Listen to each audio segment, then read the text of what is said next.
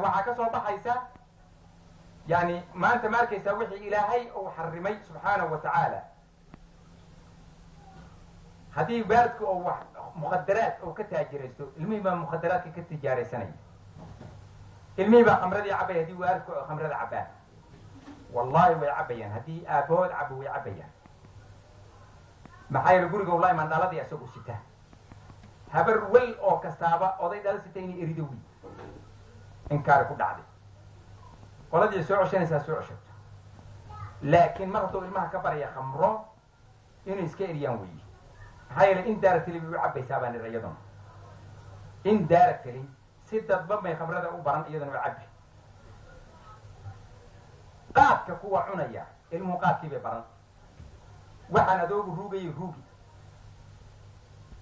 haddii maal dariiqo qaldan lagu kasbado oo muxarama lagu kasbado oo maanta laga soo shaqeeyo warshado khamro laga soo shaqeeyo doofaar ilmihii baa cunaya wayna ka soo baxaysaa marka yaa sacad atib madcamaka takun mustajaaba dacwadii meesha way ka baxday ogow waxaad ilmahaaga quudido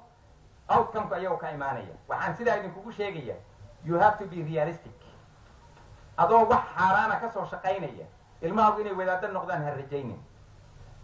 ilmahaaga haddaad rabta inay toosaan diinta ku toosaan ayaga hortood diinta ku toos